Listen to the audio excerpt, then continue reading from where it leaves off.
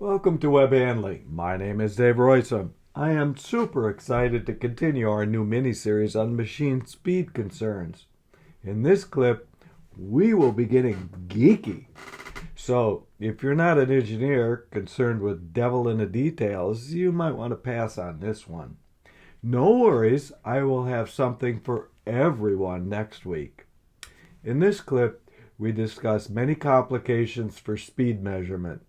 We begin with a reminder of uncertainties in roller RPM and radius covered earlier. However, the focus here will be on other factors which confound speed and length measurements, and these include tension, temperature, traction, and toothed elements. We will explain what they are and when they might be a cause for concern. I know your time is precious, so let's get started. First, let us recall what we have done in earlier shows related to speed and length measurements. You may wish to review those before proceeding. The resolution of speed measurements may need to be only 1 part in 100 for loose product length reporting. However, in most cases, we will need resolutions better than 1 part in 1,000, perhaps much better. We will use this number for some of our work to follow. So, if you need to know speeds that well, you will also need to know motor or roller RPMs that well. And that was covered in great detail in last week's show, Web20177a. We also need to know roller radius that well, and that was covered in great detail in Web201.63t that you may also wish to see. Moving beyond, the focus of this week's show are 4 new complications. They are tension, temperature, traction, and toothed elements.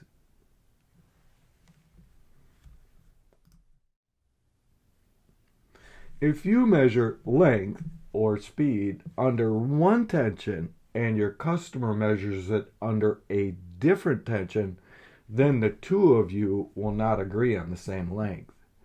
Customer complaints for roll length shortages are common with stretchy materials because you will measure under a decent tension while the customer may measure length under no tension for sheeted products. However, the same principle is true of speed measurements or control on 2 different sections on the same machine.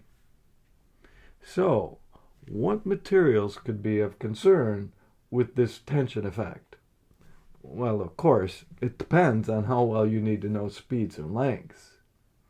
If we use the 1 part in 1,000 value given earlier, and we use common tensions found in the industry, the list of materials where these effects might not be negligible is pretty long.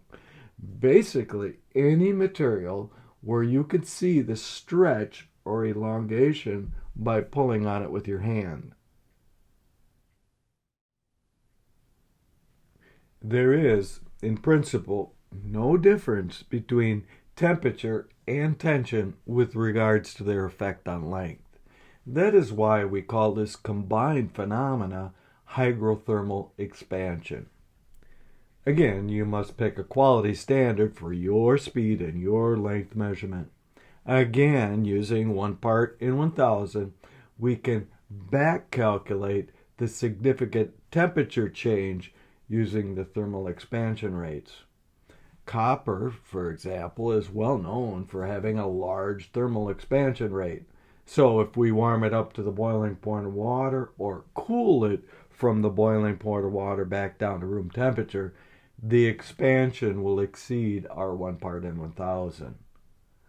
However, what people often neglect is that some plastics, most notably low-density polyethylene, has a much higher expansion rate. Now changes in temperature of only a few degrees is enough to change lengths by that 1 part in 1,000. On the other hand, paper has such a low expansion rate that you would need to heat it up beyond its ignition point to get that kind of expansion.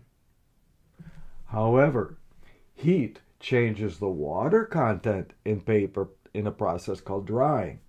An identical response from adding or removing moisture from materials, and the equations are identical. The only difference is that the expansion of paper and nylon with moisture tends to be much more than thermal expansions for other materials. Thus, a mere 1% change in moisture will change dimensions by our 1 part in 1,000.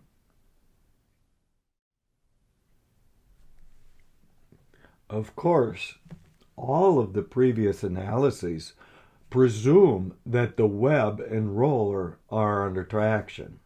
The traction can be lost any time the tension ratio across the roller exceeds e to the mu theta, otherwise known as the band break equation. That subject is covered in chapter-length detail elsewhere, so we don't need to do that here. We even have a free and simple internet app to do those calculations. What I want to close with in this slide is a few cases where traction is a bit more complicated. The first is where applications such as coating that is not dried or cured enough to sustain shear loads.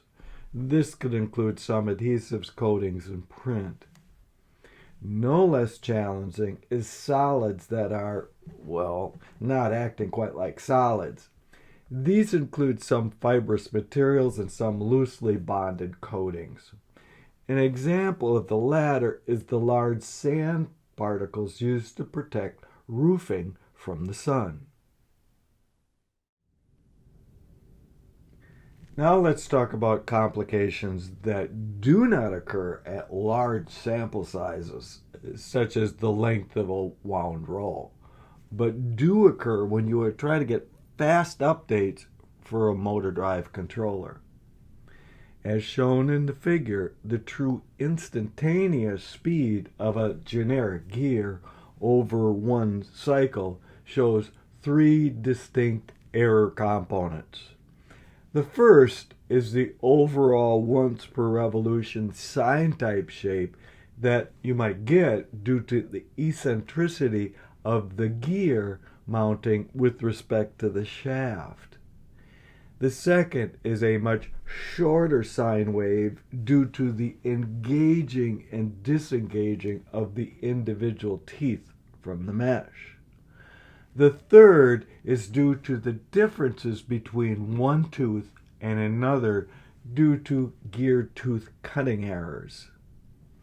The concerns for certain applications can be severe. They include making for very noisy signals at fast update times. This is crudely similar to mechanical vibration of load cells. Some drives will not see it because their update rates are very slow or their gains are very low, but the noise will bother electrical engineers even so. However, the damage is not limited to drive troubleshooting. Certain rare products can show a picket fence appearance called gear marks. These include some calendaring and coding applications.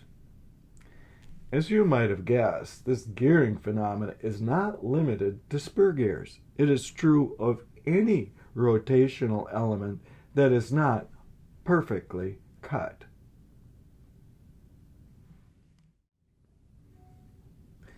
Let us close with a few more imperfections of the real-world components that can raise havoc with speed measurements made at high update rates on some very high-end servos. Most of these are mechanical. Lastly, we will still occasionally run into electrical issues such as loose connections and poor grounding. Most of these are found and fixed by swapping out cables. I hope you've enjoyed this week's Geek Out on speed measurements. Stay tuned for next week's show where we will discuss a topic of great interest to most anyone in the plant, namely the relationship of speed to productivity. If you have a topic you would like to hear about, Let me know in the comment section below. If you found anything useful here, please like and share and subscribe. See you next time.